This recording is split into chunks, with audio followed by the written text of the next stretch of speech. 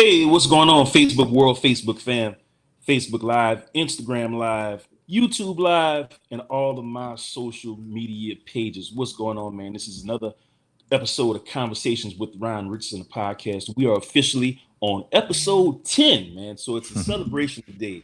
And I would like to bring in the guest of honor. Well, first of all, let me backtrack. I want to thank all of you who have supported me this whole month, man. It's been a great month.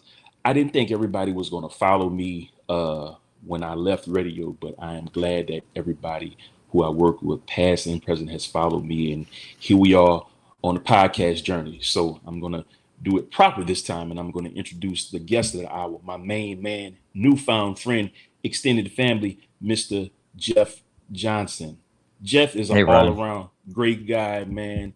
Former radio host, podcaster. We're on the same journey, and we kind of met on social media, on LinkedIn, actually, through his intern, and we just connected, and he's going to join us to talk about his story and what he has going on. So, Jeff, I gave you a brief introduction, my man. I want you to give my listening and viewing audience a proper introduction, my brother. How are you doing? Really appreciate it, man. Number 10, that's great. I think I told you I have a podcast as well called Living Undeterred, and it's just about resiliency and, fighting through what life, gives us as opportunities to become better or bitter, as I like to say. But I remember early in my podcasting career, it was fun. I enjoyed it. I still like doing my podcast. I'm a guest now than I am more than I host, but I think to date we've done maybe 20 episodes on my podcast this year. But the great thing about the podcast, and kind of like what I always wanted to do, was imagine somebody walking, no one goes into work anymore, but imagine back in the day when you used to dress up and go into work. You'd walk by the water cooler. Okay. And two people would be talking and they didn't see you, but you were really interested in the conversation. And so you kind of hang out around the corner and listen. I'm always thinking that's how I wanted my podcast to be, where someone kind of hits it, sees a little post about it, and they're like, that's kind of drags you in. And so my style has always been, and I think yours is the same way, is just raw authenticity, genuine, not overly dramatic. We don't want to be all doom and gloom every time we talk, but I think what helps me when I go through what I go through is when I see other people share their struggles, and even a celebrity or a movie star or some athlete who has it all, and you're like, you have those thoughts too. It's like, and you finally realize that when you strip down everything, all the pretentiousness and the masks that we all wear, and you take away the money, and we throw everybody on an island, and you strip them of their identities and their money. We're all the same. I mean, it doesn't matter what color you are, how tall you are, how rich you are, how young you are, old to old. I mean, we're just beneath all the skin and all the baggage. I mean, we're the same, and that's where humanity lives, and that's kind of where I'm at 60 years old now, is just figuring out things that I never thought I'd have to figure out, but I guess you live long enough. These are like inevitable things, death, and things happen when you get older. It's like a guarantee, I just want to thank you, man, for just joining me and connecting the way we did, because it seems like you have a story to tell, and I'm not going to waste any time, man. I just want you to jump into your story, because we both agreed when we met that mental health is a serious issue all over the world, man, all over the nation. And not a lot of people have the courage to talk about their personal stories. And I want you to know that I respect you for being so open and candid as you can with your story. So I want you to tell my listening and viewing audience, what prompted you to get started on your mental health journey, and why did you choose to get better? Well, I already mentioned I'm 60 years old this year. And for the first 50 years of my life, I didn't know what mental health was. I just was focused on making money and growing my financial services practice and making sure that the community knew I was successful and had a big house and a fast car and traveled and married a beautiful wife and had 3 beautiful kids and just radio, TV, just kind of like my whole goal, my whole life was to satisfy my ego, the thirst my ego had for affection and attention, which I didn't realize that when you're in the middle of these things, you don't realize them until you have the benefit of hindsight, which, every stage of your life, you look back and you say, wow, I can't believe how dumb I was. I mean, all the time. And so, things were going good. My whole life was, there's foundational cracks, and I can share those in a minute. Some things that every family has, alcohol and things like that. So I don't think that's unique to our family, but at age 50, that's kind of where I died and part of me was reborn. It sounds very dramatic, but up until 50, I had problems, but they were all things that, went away pretty easily, I could fix. I could talk my way out of it. I could sell my way out of it. I could fix. But what happened on October 4th of 16 was nothing I was going to talk my way out of it. It was certainly nothing I was going to fix.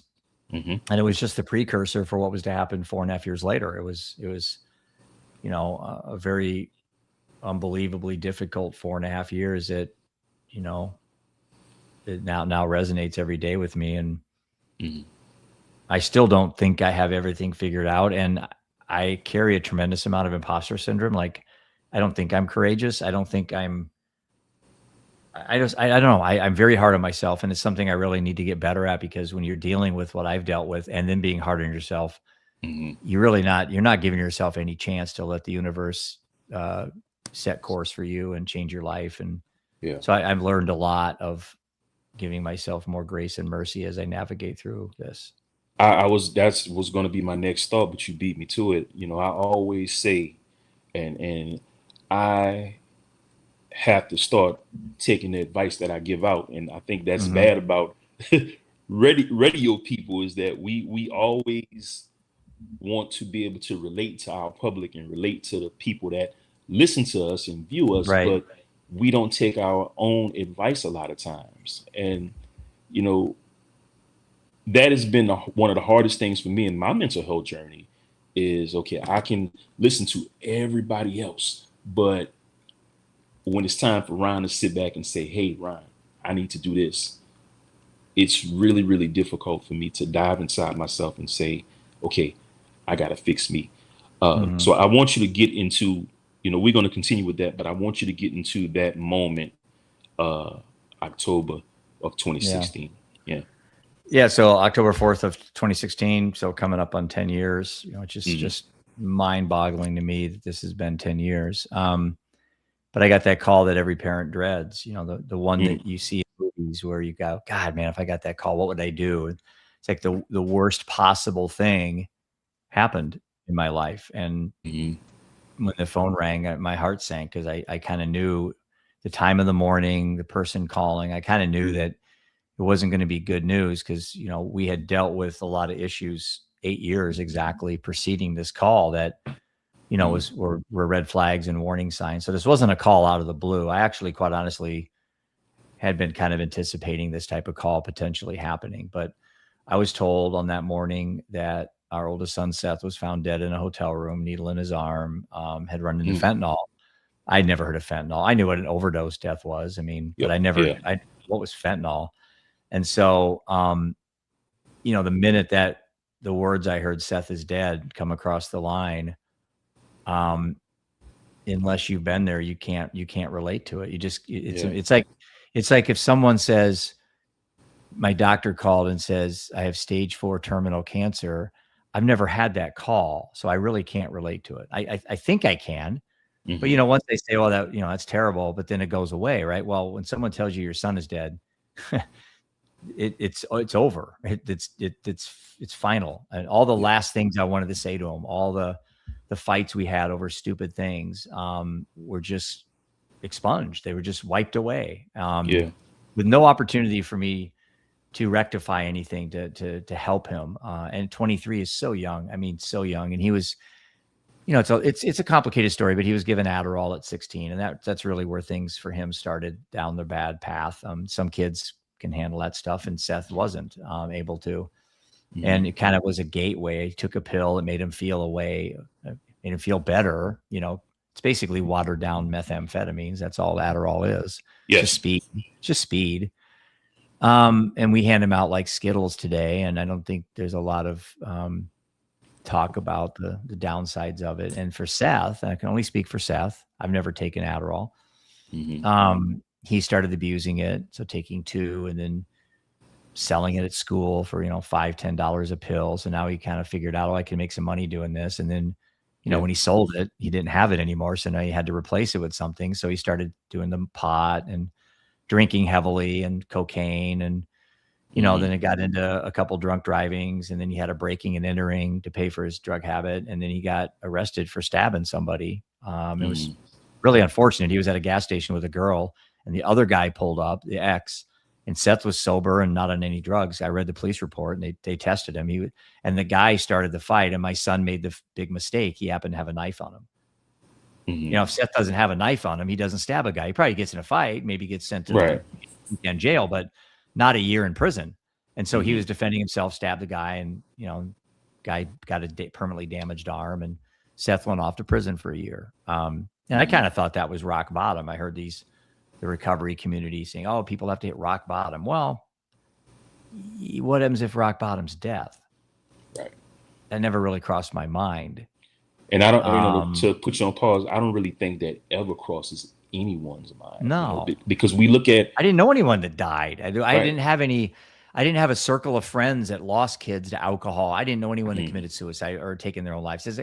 I didn't know anybody. I was the first one, and I'm like, wow, this was like on my watch, Ron. I'm the captain of the ship. This is what.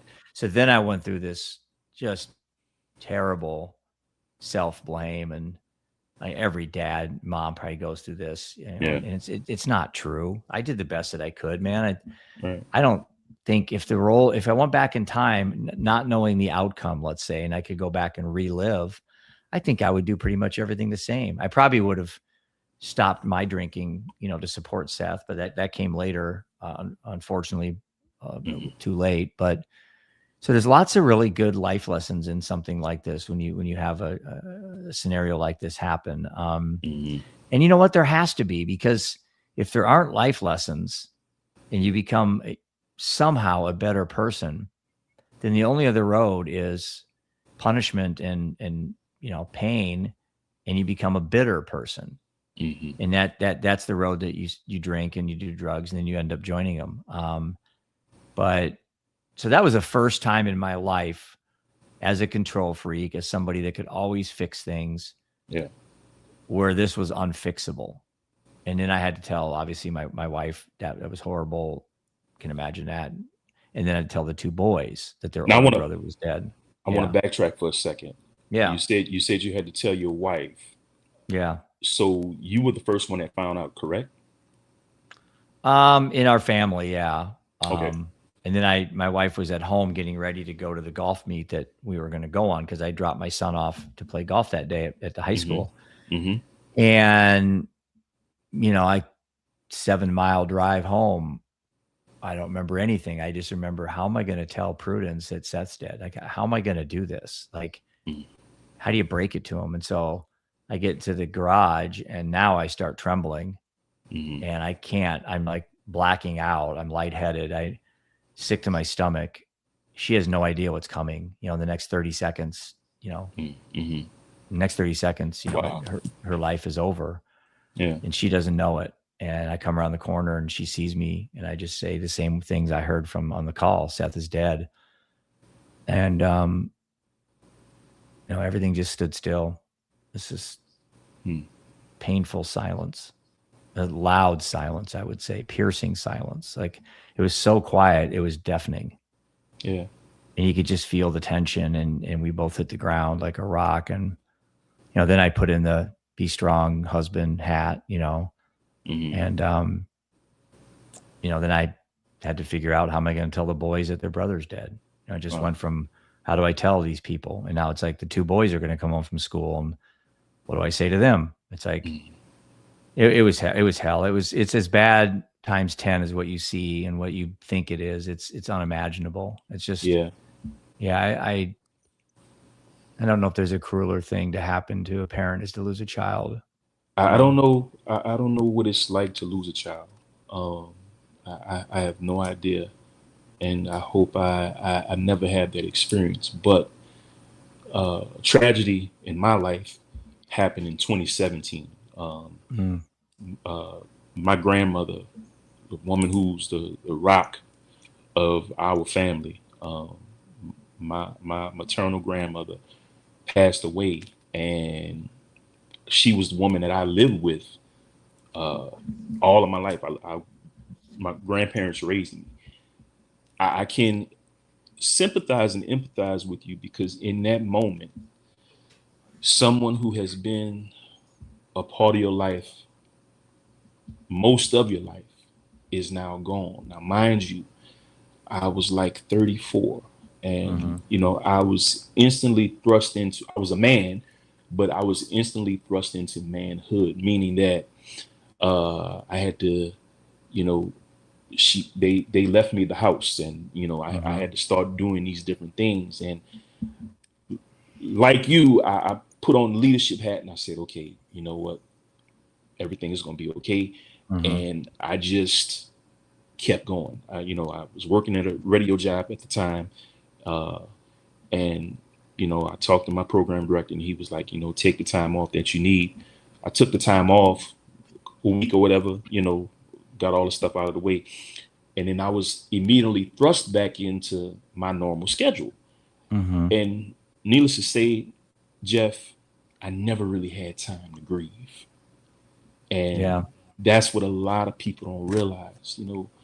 Sometimes you never really have a time to grieve because, despite the situation, you still got to take care of your responsibilities. And Mm-hmm. I'm imagining, and I'm not saying that I'm speaking for you, but I'm imagining that we were kind of going through some of the similar feelings. Am I right?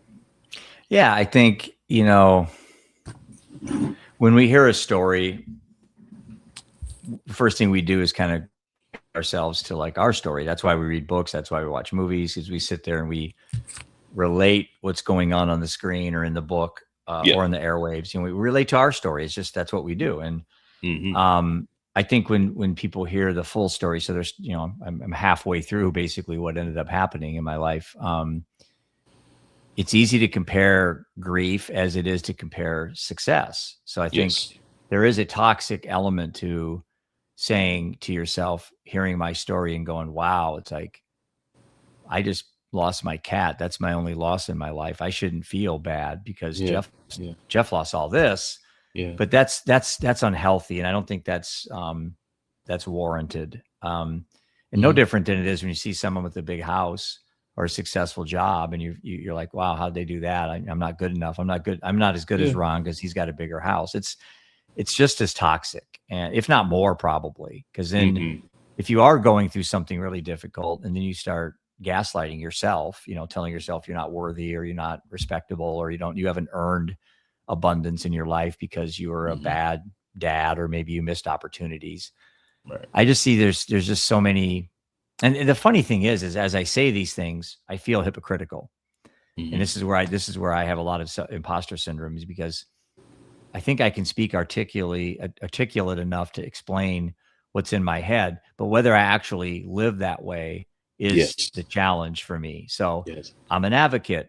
I keynote all over the country. I've got a couple books. I like public speaking, but when I Mm-hmm. get done, I almost every time feel very like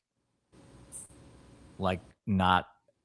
I know it's hard to explain. Like I just not like I'm not good enough to be getting any attention.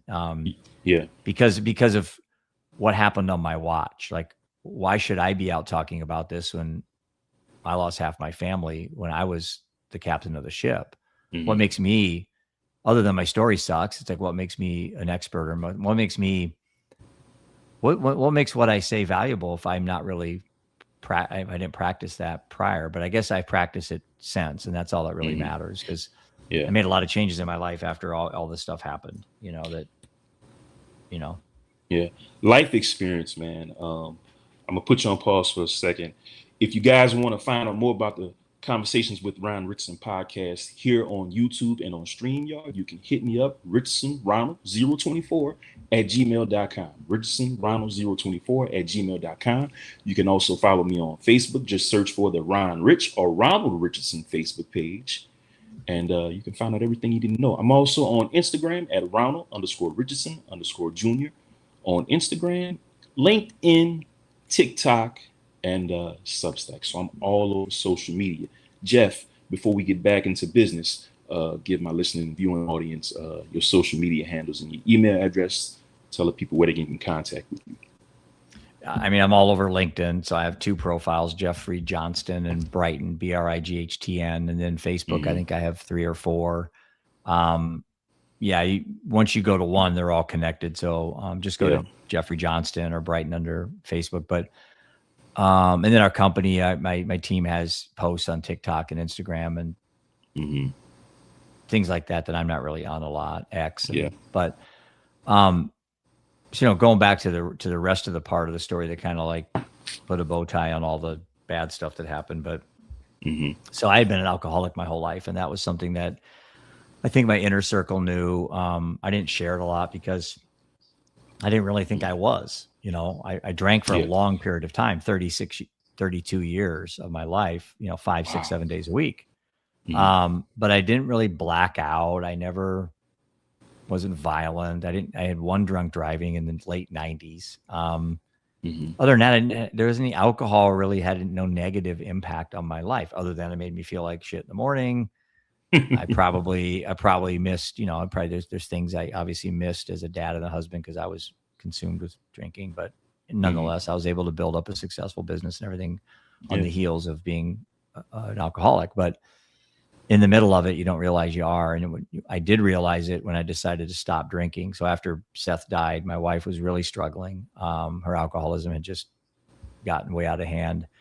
So now I'm feeling like, well, I failed as a dad. Now I'm feeling as a husband. It's like, again, I'm the captain of the ship. It's like, it's sinking, Yeah.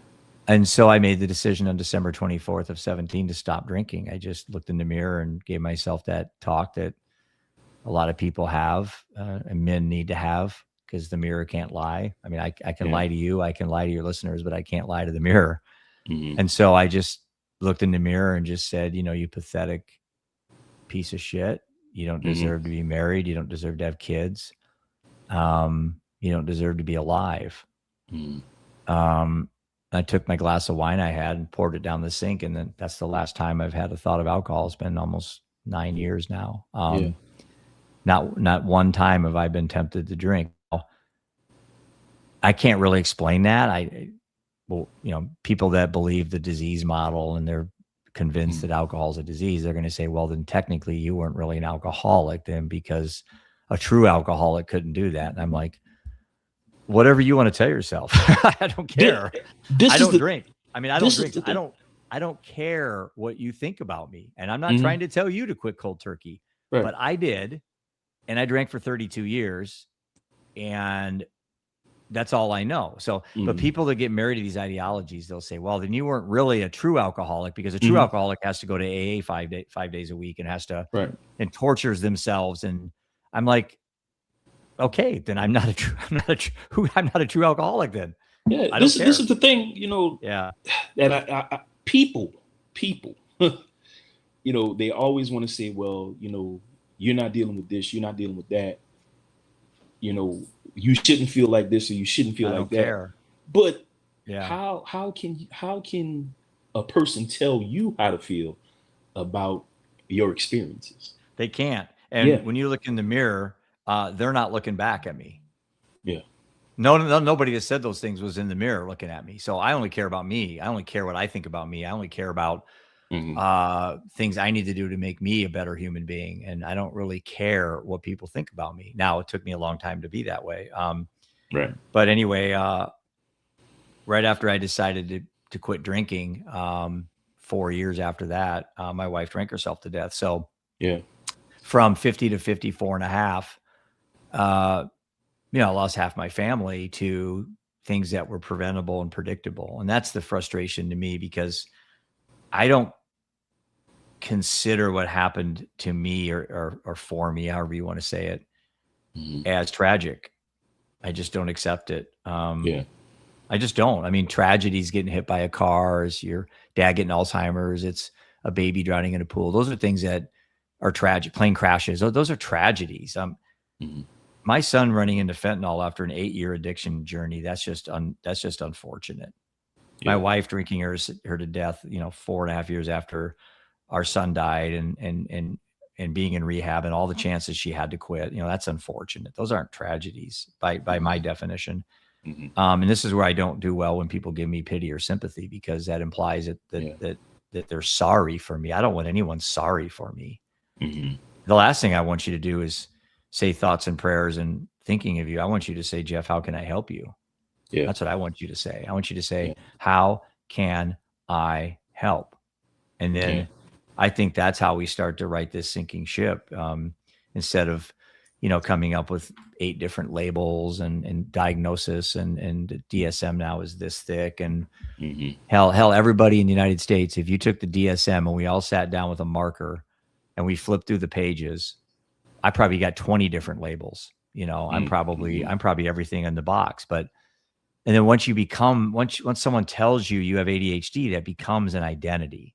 And now it becomes a crutch. Even if they're right, I'm not going to say this isn't about right or wrong. This is about perceptions of yourself. And if I know I'm hyper and intense and I get excited easily, why do I have to have a label for that? Why can't I just be anxious, excited, and nervous? Why do they have to come up with a label? And it's just this human fascination with name it.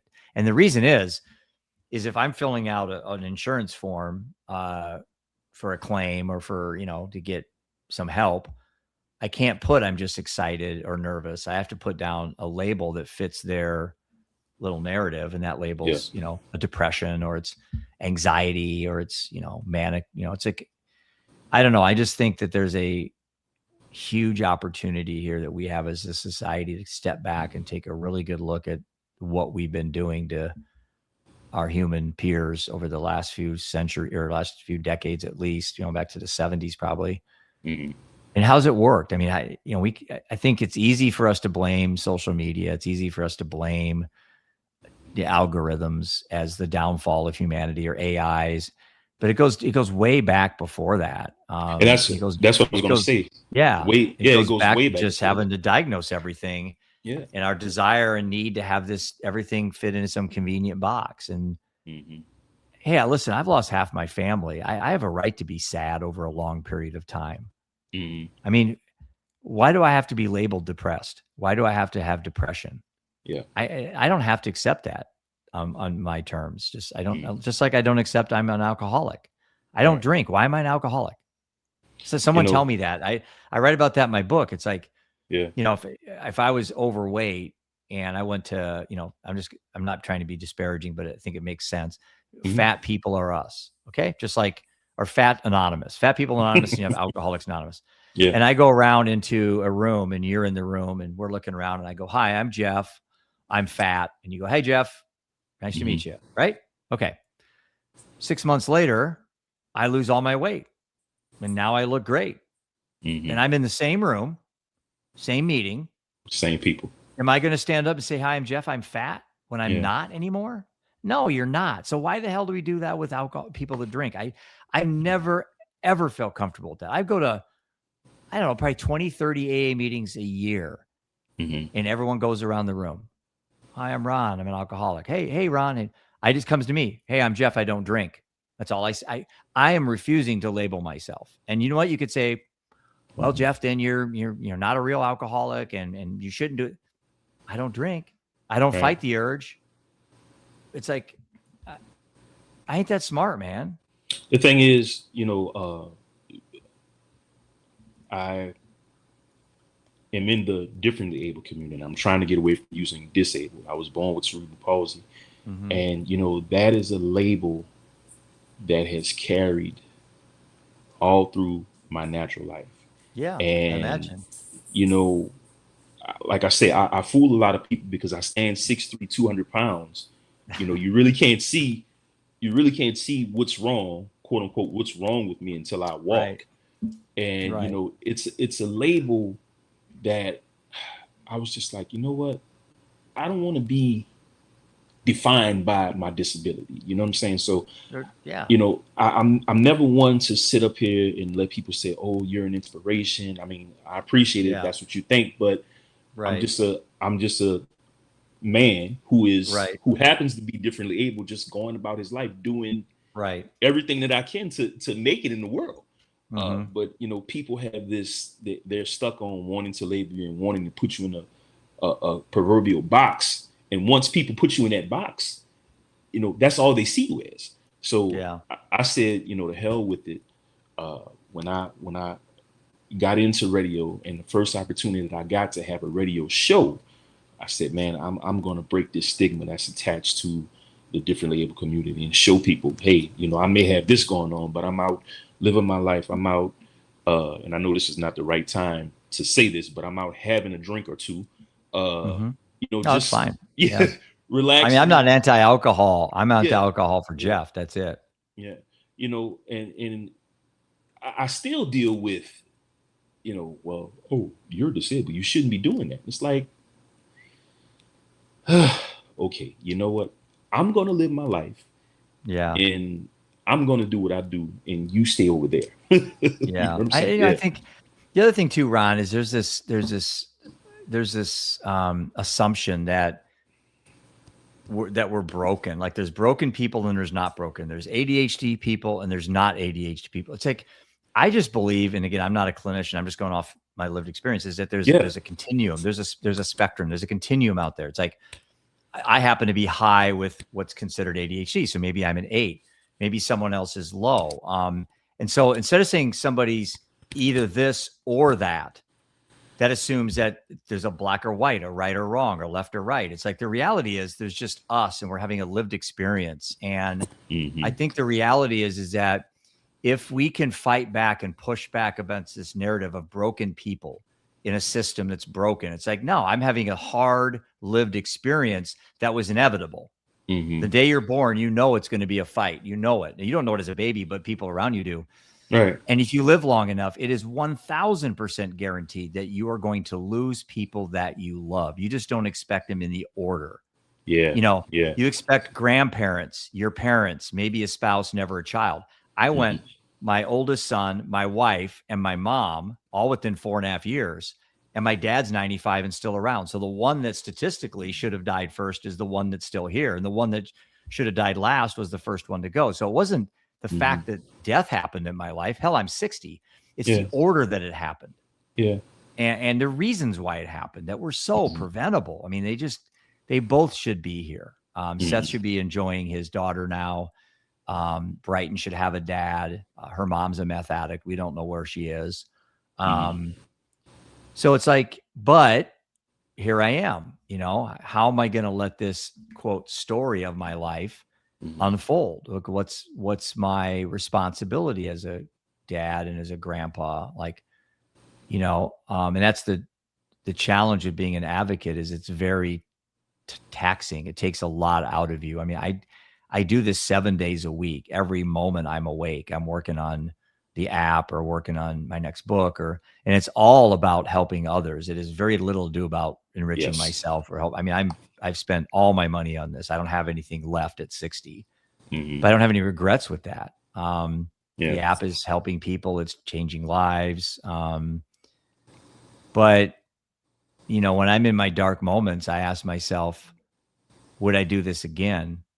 And I have to be honest with you. There's a lot of times that I say no. I wouldn't. If I'd known this road was going to be like this, I probably would have just golfed every day and traveled the world and just whittled away and died a normal life instead of this advocacy fight I'm in is so hard, and it's never ending. I mean, you know, every time we lose somebody, there was a celebrity that died yesterday, I think 35 or 36. I didn't know her at all because I didn't see her movies or anything, but I'm following a lot about her, and she had a very long addiction, like Matthew Perry had. I think that was his name with Friends. I grew up with him, you know, so I could relate to his struggles, but The thing is all this misery we have, there's so much abundance in the world that we can, I'm just very perplexed on why we have more than we've ever had in any human civilization. We're probably mental health worse off than the people were in the medieval times.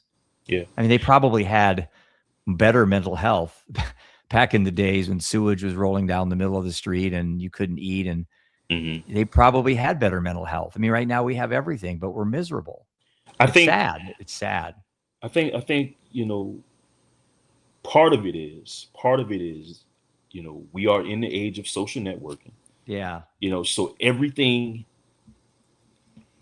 that once wasn't said is being said now. You know, when you're on social networking, you got, you know, you're blatant racist. You have, you know, people who don't like you because you believe in a different political party. So all these things are being said, and you know, we don't realize a lot of the shit that's being downloaded and, you know, the things that we take in, we don't realize how it's affecting us, on top of the childhood trauma that, you know, a lot of us were faced with. You're the generation before me, you know, but we basically kind of, you know, I grew up in a household, had a lot of love, you know, family, but, you know, it's that old school mentality of, okay, you're supposed to be seen and not heard.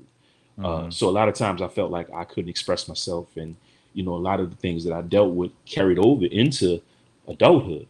And to, you know, touch on, you know, my story a little bit, I want to say a year ago is when I said, you know what, something is wrong. I was at work. I was at a job. And I said, you know what, something is wrong. I didn't know what it was. You know, I dealt with the still dealing with the death of my grandmother. You know, here we are 9 years later. And, you know, I said to myself, I got to get some help.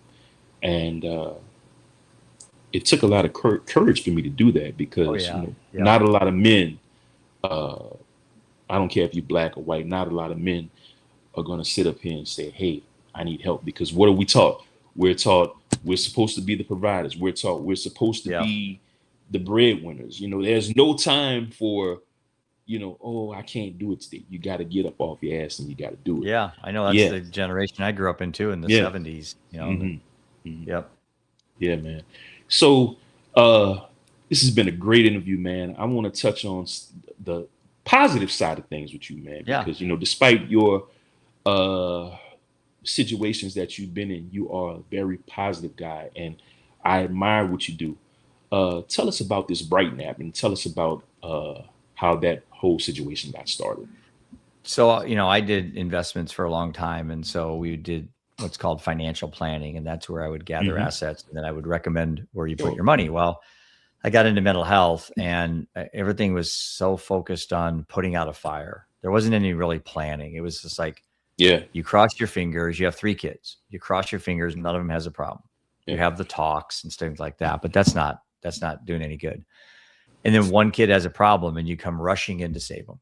You know, and that's exactly what we did with Seth, and that's exactly what I did with Prudence. You know, came rushing in after the fact, and a lot of times it's not too late. It's never too late. If they have a breath, they have a chance to live. But there are times when it's so far down the road that, you know, putting out the fires just turns into putting out multiple fires. And then you have, you know, then you're just a worn down fire chief, is what I used to call Seth. I used to tell Seth all the time, I'm just a fire chief to you. All I do is put out fires and pay your legal bills. And now I just horribly regret saying things like that. But when you don't know your child or your spouse is dying, you say things that you regret. Had I known he was going to die, I never would have said that. Which is another sidebar when I see people argue, and I see a mom yelling at her daughter in front of people, or I see a husband and wife fighting. I think to myself how lucky they are. And how lucky you are to have a fight with somebody that you love. I can't hear my wife say she's mad at me. I can't hear my son say he hates me. I'd give anything to go back and have that opportunity to hear that. So when I hear people, I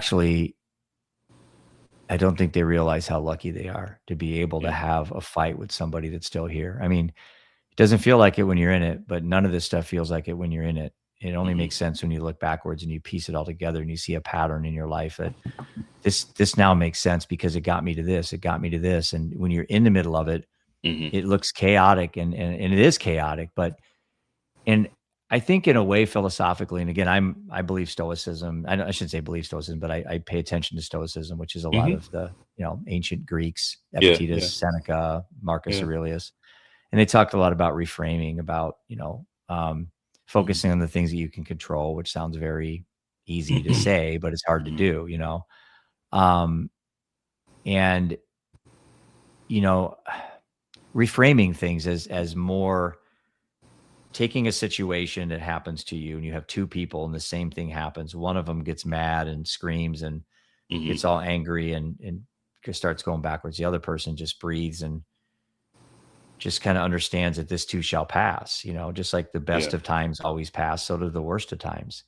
But I wasn't that way. And then after all these deaths and, I didn't share, but I don't know if I attempted suicide, but I sat in my closet for 3 days with a gun to my head. So I don't know if I don't know what it means. I don't know what attempted suicide means personally, because does that mean you pull the trigger and a bullet didn't fire, or do you jump off a building and you don't die? It's like, what does attempted mean? I mean, I had a gun to my head I held a gun to my head for 3 days. So I hear people say multiple suicide attempt survivor, and I'm always like, what? I don't know what that means. I mean, I'm probably multiple attempt too, because I've put myself in positions where I was seconds away from ending my life, but I didn't do it. So anyway, I'm talking more about semantics, but anyway, it's so it's like, the big picture now, kind of like to tie a bow tie on this and figure out, what's next is that, I'm 60. I've got 25, 30 years of what I consider good life left. I mean, I plan on making it into my 90s. My dad's 95 and alive. My grandma was 102. So I have those genes in me. How do I choose to live them? Right. That's a choice. The best book I ever read was Man's Search for Meaning by Viktor Frankl. And Viktor Frankl was in Auschwitz, survivor of the Holocaust. And he writes in his book, again, Man's Search for Meaning is the name of the book, a phrase. And he said, suffering will be my opportunity. So suffering will be my opportunity, 5 words. And it hit me like, oh my gosh, here I am suffering. I lost half my family, almost took my own life, and I'm suffering. I'm in pain. No one's listening. I'm screaming. It's like, and hearing him say that, being in Auschwitz, that's so much worse than what I was going through, because he was, any day a guard could come in and just shoot him because he looked the wrong way. Right. I wasn't going to die unless I took my own life. I was just dealing with a lot of suffering. Well, his whole family was more than likely exterminated in Auschwitz. So he had not only lost family as well, but he also was always pins and needles. Am I going to get shot in the head today by some guard that's just in a bad mood? So he said, suffering will be my opportunity. I rephrased it and I came up with this: pain is unavoidable. Suffering is a choice. So, losing a child, pain's unavoidable. I don't think anyone's going to argue with that. Losing your wife, pain's unavoidable, but the suffering in and of itself does not exist, because you have to have an event to suffer. You can't just suffer for no reason. You got to have an injury. You got to be lose a relationship. There's got to be an event. Whereas pain, the act of pain is the same way. Pain has to have an event too, but suffering comes after pain. You can't really suffer prior to pain. So there's an order there. The universe is set up in order. You have an event, you have pain, and then you have suffering. Well, the suffering is an option. You're not obligated to suffer. And you can tell yourself, you're always free to tell yourself a new story about anything in your life. You can go back and edit your life to change it to fit the narrative you're in today. I'm not telling you that you have to go like change things to say they never happened, but I tell you what, why not? Your mind is free to do anything at once. And I think for me, I was hanging up on so many negative stories of telling myself, lies, that I failed Seth, that I failed Prudence, that I should have done this, should have done that. What would have been different? Well, maybe he runs into fentanyl the next day. I mean, who knows? When you're on those roads, my wife drank herself to death. So if it wasn't that day, it would have been some other day. And maybe she gets in a car and kills somebody. It's like, when you're doing those things, the outcome is like 100% bad. Okay. Yeah. So again, going back into looking at me, if I can give myself more grace and mercy and be kinder on myself, I have a better chance of living a healthier life. If I can't, and I struggle because I'm very hard on myself, I'm not super nice to myself, my life is going to be limited. But knowing that, I still have to have the discipline to do these things. I mean, knowledge is nothing if you don't have the power behind it to do something about it. So that's where the problem with people just talk and they go back and they philosophically talk about things. That's all great, but there has to be a domino to fall. You've got to, something has to happen. So I struggle between motivation and discipline a lot. Motivation we all have, right? Discipline is what separates everything. We're all motivated to get in better shape. We're motivated to have, certain better relationships. We're motivated to stop toxic things. But the key is the discipline. Like what's the routines you're doing to have the discipline? So here I am at 60. A lot has happened in my life. And I'm really working hard to make it to 61, Yeah. It's, man, the discipline is a real thing, because, when I made the transition to podcasting, as radio keeps you on the schedule. If you're on the air at 9 a.m. every Saturday, you have to be at the radio station, raring and ready to go at 9 a.m. And I was like, okay, so I had guests booked out for a whole year, and I still do. And I said, there's either two ways this can go. I said, I could either say, the hell with it, and just let everybody fall, or I can fire up my computer from my house, which is what we're doing right now. Yeah. And I can just continue, my situation, because if I didn't, I would have lost out on so much, man. But I'm glad that I had the motivation and discipline to continue this, because conversations with Ron Richardson, whether it be on the podcast or in radio form, is needed. And I'm glad to have people like you to tell your story, because, man, somebody else is going through a similar situation. And, I'm glad that we're able to bring light, to situations like these. And, we're both advocates in our own respective professions and different things like that. But I am glad that you're, telling the story, because, believe it or not, man, you are helping somebody. Well, selfishly, I'm helping myself too. Yeah. That's the reality. It's not, this is very cathartic, and the nice thing is that every day I continue talking about them. Now about Seth, about Prudence, if I don't do this, they actually start to die. They wither away. And then after a brief amount of time, their existence is, eradicated off the earth, other than just some pictures and a few memories here and there. But the more I can continue the conversation, talk about Seth and Prudence as if they're alive, as hard as it is, it makes me feel good at the end of the day. But what's my alternative, right? It's like, this is where I don't think I'm courageous. I don't think I'm doing anything heroic. I just think I'm doing what anyone would do in the situation if they had the same thing happen to them. And I believe that, and I have confidence in humanity. I have faith that people are good. And I think I'm just reacting to my situation in a way that most people would do. Now, when I say that, people will say, no, Jeff, I don't think most people would, but I do. I think people have this sense of altruism, this sense of doing good. I mean, what better way to feel good about yourself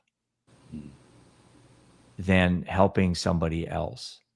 And I mean this as in, you have short-term ways to feel good, right? Go buy a car, go to the casino, play craps for half an hour. You got short-term happiness, I call it.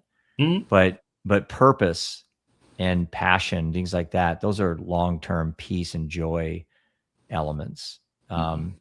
Nothing I'm doing brings me much happiness right now, honestly, but it brings me a tremendous amount of joy that money can't, that things that I could make me happy with, I didn't have the joy, but I had lots of happiness because I could just buy whatever I wanted. Now things are flipped. I can't do that, but I have a lot more joy in my life and peace, but I don't have a lot of happiness. It's a very weird dichotomy when you start looking at what happiness is and what peace and joy are, and the elements that make up what those are, and are just this insane quest to be happy all the time. That's a, The Pursuit of Happiness is a movie Will Smith was in. It's like, I think that's an illusion. I think that's the wrong road to be on. Personally, I think we should be on the road to joy and peace and stillness and calmness, and that's the road that we should be on. But we aren't, and I wasn't on that road, and I am now. And I've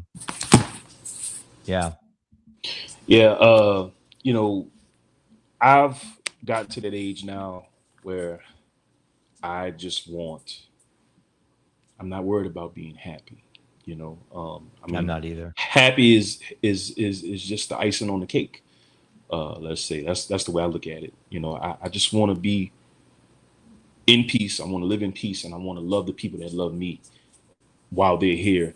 And I just want to spend as much time with my family, and my beloved Pitbull Queen, who you see periodically on Facebook, man. But I really want peace, and I just really want to enjoy, the rest of my life with the people that I love.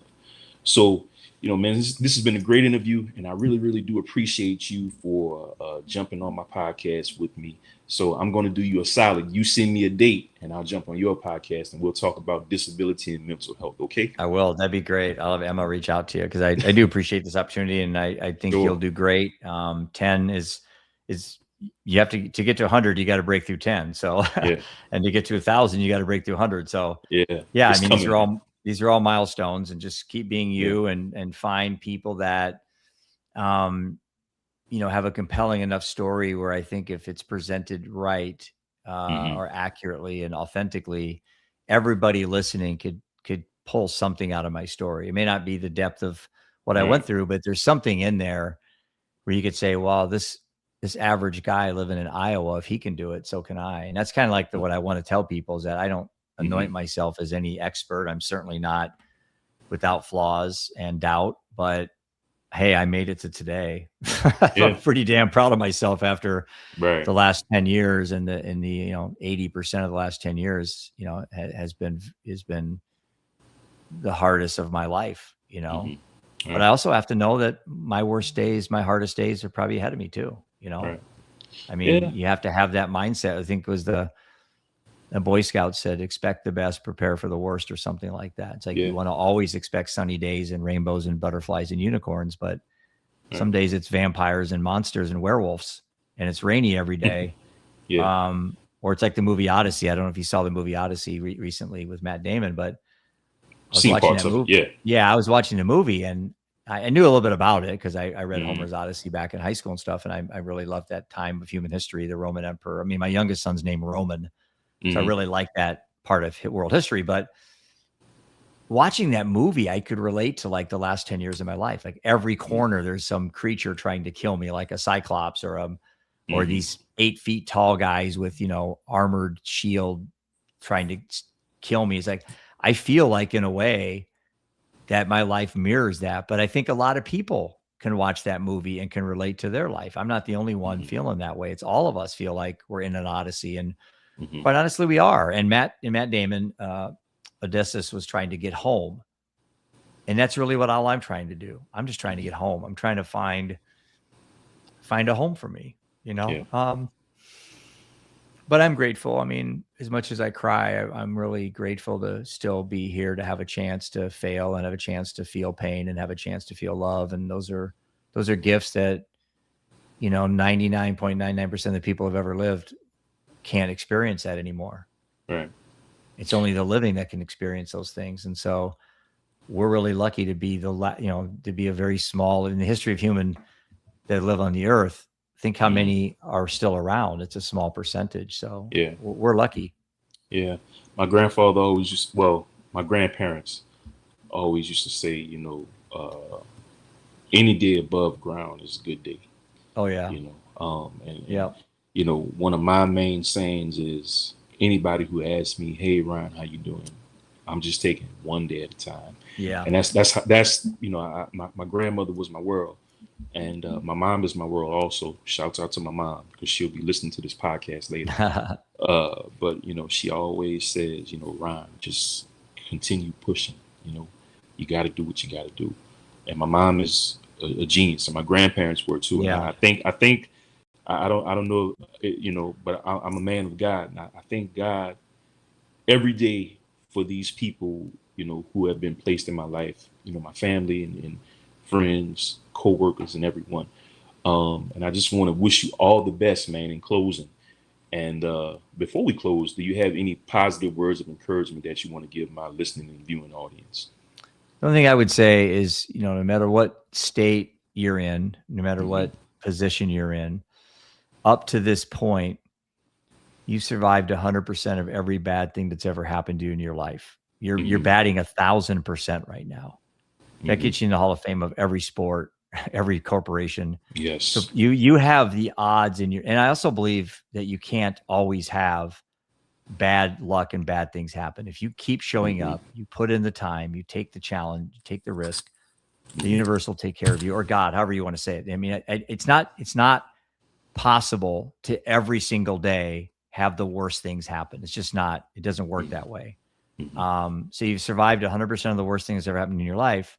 And I also think that you can't have just bad things happen all the time. So like in my business, I'm always trying to find investors and find partners, and I get a lot of no's, but every no I get is closer to a yes. So as you go through life and you have a bad day and a bad moment, a bad thing, it doesn't work statistically where you're going to have it happen infinitely.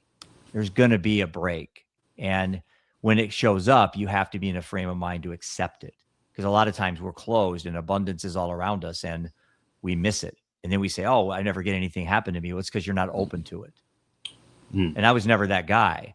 That's a fact. Now I'm open to it. So yeah. I really appreciate the show. And I hope this added some value to the people that are watching. Oh man, listen, don't be surprised if I shoot you an email or text saying, hey, I need you to co-host with me one day. I'd love to. I like this format. So yeah, you are now part of the Conversations with Ron Richardson family, man, and I appreciate everything that you've done up until this point. We will be in contact with each other. All the best to you. All right. Thanks, brother. Appreciate it. All right, man. This has been Conversations with Ron Richardson, a podcast on YouTube and StreamYard. I will post this interview with my main man, Mr. Jeff Johnston, in a few minutes, probably in about maybe 20 or 30 minutes or so after we sign off. Remember, guys, if you want to find out more information about Conversations with Ron Richardson, or you want to advertise with us, you can email me at richardsonronald024, richardsonronald024@gmail.com. If you want to advertise, we have some pretty reasonable advertising packages going on out there right now for people who want to get their small business off the ground. And Jeff, before we close, one more time, tell my people where they can get in contact with you quickly. Jeffrey Johnston on LinkedIn, Brightn, which is spelled BRIGHTN. And it's jeff@brightnapp.com is my email. All right, man. This has been Conversations with Ron Richardson. Remember, healing and recovery start with you. I love you. Peace. Thanks, man.